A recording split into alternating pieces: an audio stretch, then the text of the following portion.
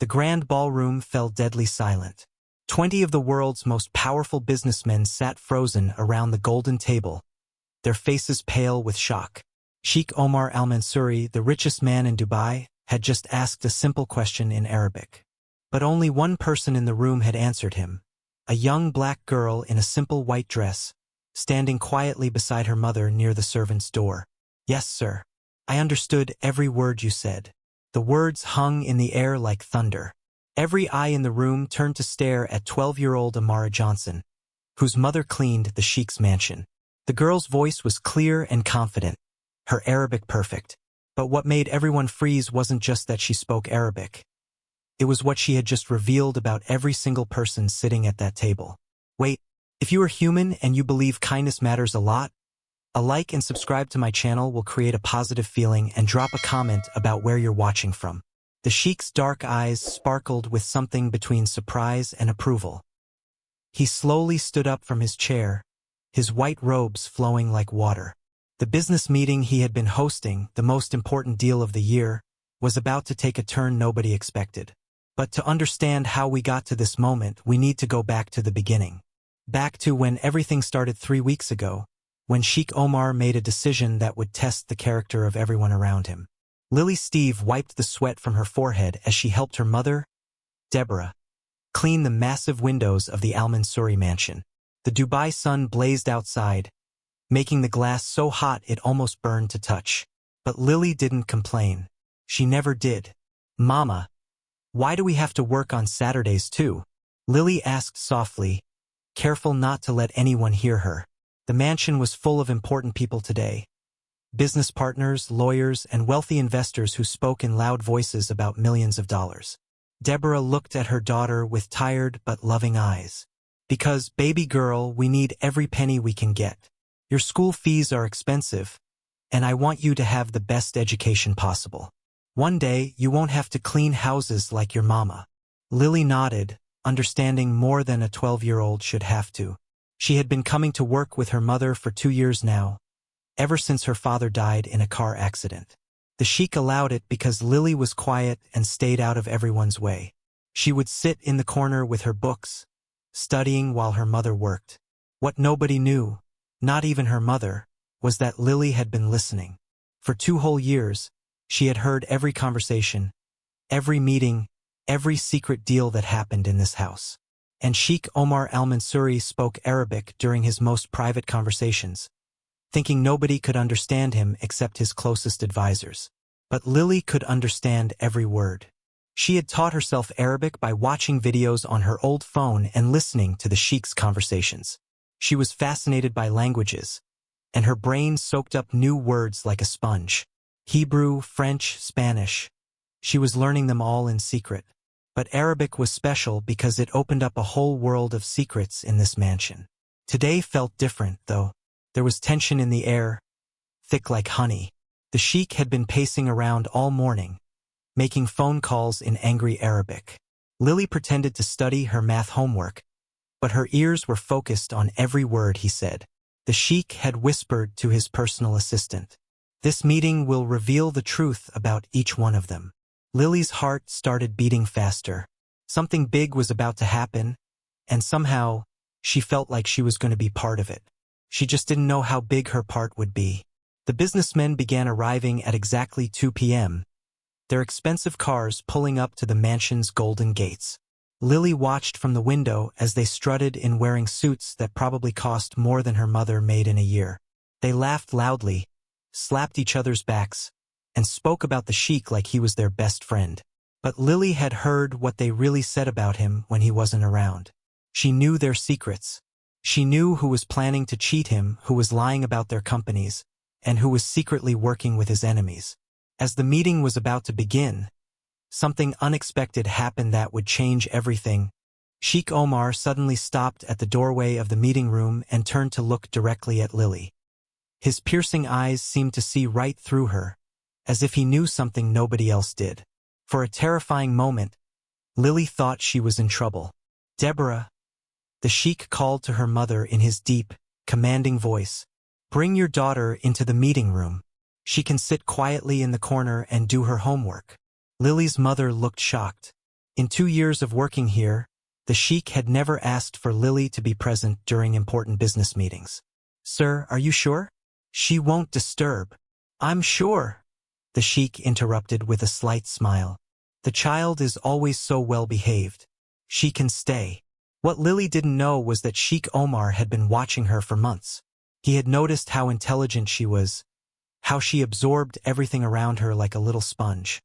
He had even caught her once quietly helping his youngest son with math homework when the boy was struggling.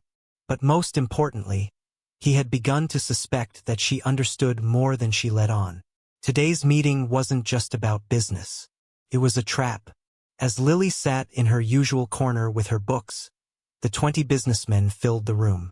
These weren't just any businessmen. They were some of the most powerful people in the Middle East and Europe. Oil company executives, real estate moguls, tech billionaires, and investment bankers. Each one worth hundreds of millions of dollars. But Sheikh Omar had discovered something terrible about this group. For months, his private investigators had been gathering evidence that several of these men were planning to betray him. They were going to steal his biggest oil contract and give it to his rival, Sheikh Hassan from Qatar. Some were even planning to spread lies about his business to destroy his reputation. The sheik had invited all of them here today for one final test. He was going to speak about the betrayal in Arabic, thinking none of them would understand. If any of them reacted, he would know they were guilty. If they stayed calm, maybe they were innocent. What he didn't expect was for a 12-year-old girl to be his secret weapon. "Gentlemen," the sheik began in English, his voice warm and welcoming. "Thank you all for coming today. We're here to discuss the biggest oil deal in Dubai's history, a contract worth $12 billion. The men's eyes lit up with greed. Lily could see it from across the room, the way they leaned forward like hungry wolves. She continued pretending to read her book, but every word they spoke was burning into her memory. "This contract will make whoever gets it the most powerful oil company in the world," the sheik continued.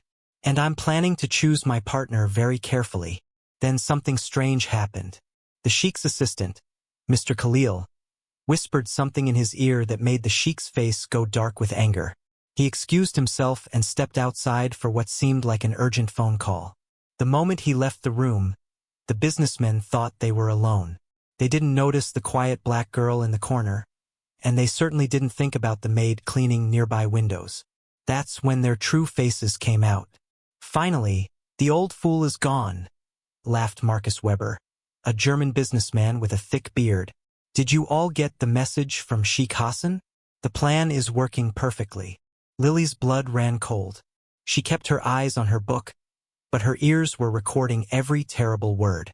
"Hassan's already promised us each an extra 50 million if we can destroy Omar's reputation," whispered Elena Rodriguez, a Spanish oil executive.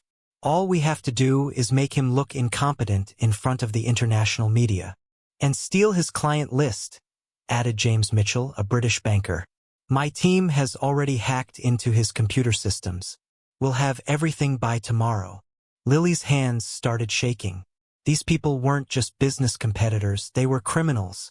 They were planning to destroy the sheik, the man who had been kind enough to let her mother work and support their family. But the worst was yet to come. "What about his family?" asked David Chun, a Chinese tech billionaire. "Should we target them too?" "His children go to international school," Marcus replied with an evil grin. "It would be such a shame if something happened to their security systems." Lily almost dropped her book. They were talking about hurting children. The sheik's kids were only a little older than her, and they had always been nice to her when she saw them around the mansion. Just then, the sheik returned to the room. The businessmen immediately put on fake smiles and started talking about golf and the weather, as if they hadn't just been planning to destroy him and possibly hurt his family. "Sorry about that interruption," the sheik said, taking his seat at the head of the golden table. "Now, where were we?" Lily's heart was pounding so hard she thought everyone could hear it. She wanted to scream, to warn the sheik about what these horrible people were planning. But she was just a 12-year-old maid's daughter. Who would believe her? And even if they did, what proof did she have? That's when the sheik did something that would change everything forever. He looked around the room at all the smiling faces, these men who pretended to be his friends.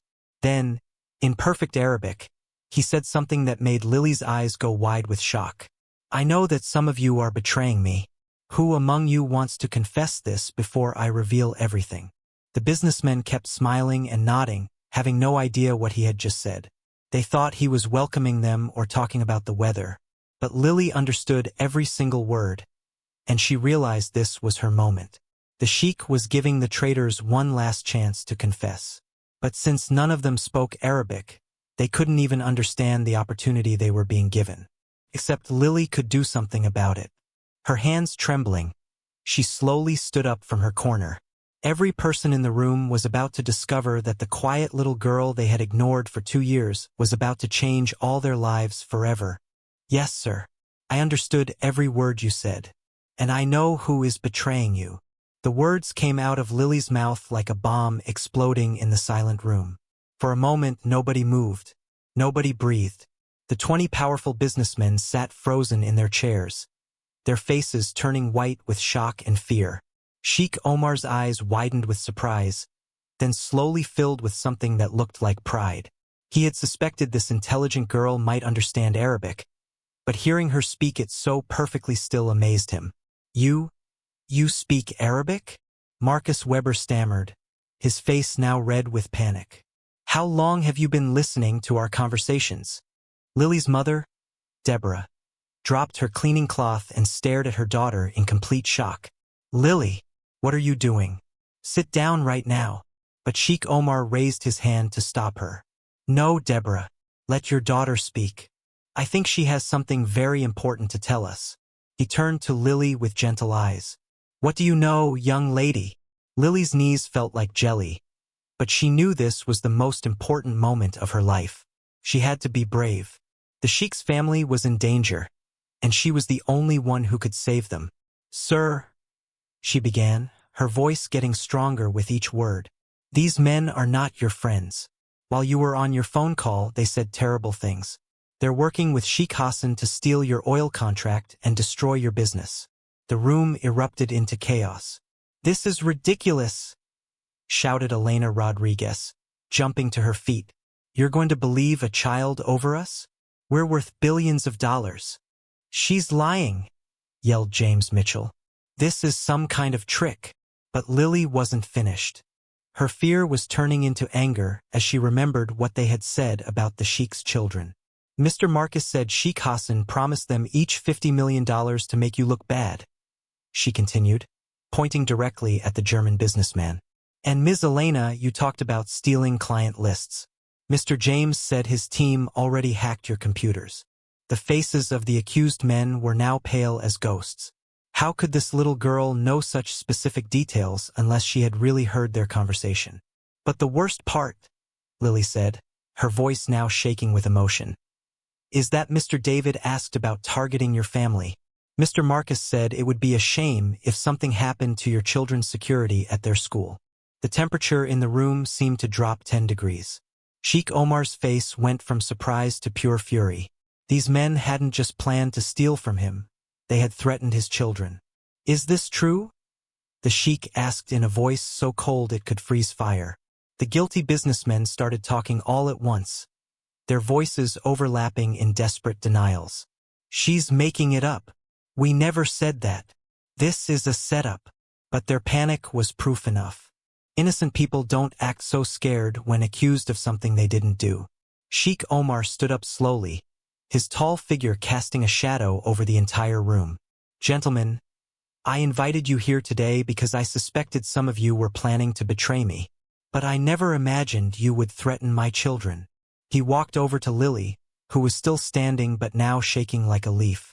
Gently, he placed his hand on her shoulder. "This brave young lady has just saved my family and my business. She risked everything to tell the truth. Even though she's just a child, and you are some of the most powerful men in the world." Then he turned back to the businessmen, his eyes burning with anger. "Did you really think I wouldn't find out? Did you think you could destroy a man who built his empire from nothing? I have been planning this moment for weeks." He clapped his hands twice, and suddenly the doors burst open. 20 security guards in black suits entered the room, along with several police officers and 3 men in expensive suits carrying briefcases.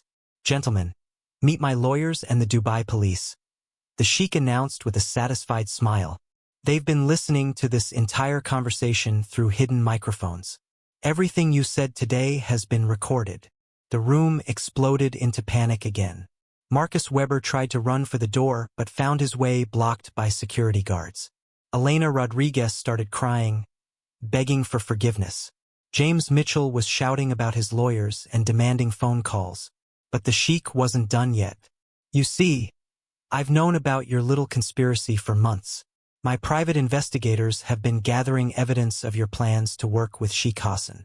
The computer hacking, the stolen client information, the plans to spread lies about my business. I have proof of everything." He walked around the table, looking each guilty person in the eye.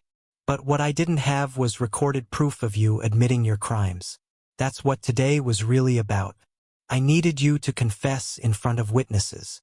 David Chun, the tech billionaire, suddenly realized something terrible. The Arabic question. "You knew she could understand you." Sheikh Omar smiled. "I suspected this brilliant girl had been learning our language. I've watched her for months, seen how intelligent she is. I hoped that if you revealed your true selves while I was gone, she might have the courage to speak up. I just didn't expect her to be so incredibly brave." The police officers started handcuffing the guilty businessmen. Marcus Weber was shouting about diplomatic immunity. Elena Rodriguez was crying so hard she could barely breathe. James Mitchell kept demanding to know his rights. But in the middle of all this chaos, something beautiful was happening. Sheikh Omar knelt down to Lily's level, his eyes kind and warm. "Young lady, do you know what you've just done?" Lily shook her head, still overwhelmed by everything that had happened. "You've shown more courage and honor than men 3 times your age. You risked your mother's job, your family's income, and your own safety to protect people you barely know. That is the mark of a true hero." Deborah finally found her voice and rushed to her daughter's side. "Lily, I can't believe. How did you learn Arabic? When did you? I'm so proud of you, baby. But I was so scared." As the guilty businessmen were led away in handcuffs, Sheikh Omar made an announcement that would change Lily's life forever. But first, he had something else to reveal that would shock everyone in the room even more than what had already happened. Sheikh Omar walked to his desk and picked up a thick folder. His face was serious, but his eyes sparkled with something that looked like excitement. "There's something else you all need to know," he announced to the remaining innocent businessmen, his lawyers, and the police officers. "This young lady's bravery today has revealed more than just a conspiracy. It has revealed something I've been planning for a very long time." Lily looked confused. What could he possibly mean? The sheik opened the folder and pulled out several official-looking documents. "For the past year, I've been looking for someone special. Someone with the perfect combination of intelligence, courage, and moral character. Someone who could help me with the most important project of my life." He turned to face Lily and her mother directly. "I'm starting a new foundation called Voices of Tomorrow. It's designed to find brilliant children from all backgrounds and give them the best education money can buy. Not just rich children, but smart children who deserve a chance to change the world." Deborah's hand flew to her mouth. She couldn't believe what she was hearing. "Lily," the sheik continued, his voice warm and kind, "I want you to be the very first student in this program. Full scholarship to the best international school in Dubai. University tuition paid in advance. And a special job for your mother as the foundation's head of student care, with a salary 10 times what she makes cleaning houses." The room went completely silent again, but this time it was a good silence. A silence full of hope and wonder instead of fear and shock. Lily felt like she was dreaming. "Sir, I don't understand." "Why me?" Sheikh Omar smiled the biggest smile anyone had ever seen on his usually serious face. "Because, young lady, you just proved that real wealth isn't about money.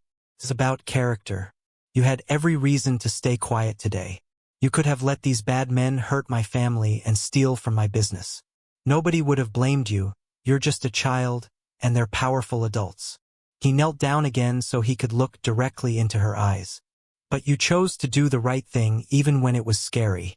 Even when you thought you might get in trouble. That kind of courage can't be bought with all the money in the world.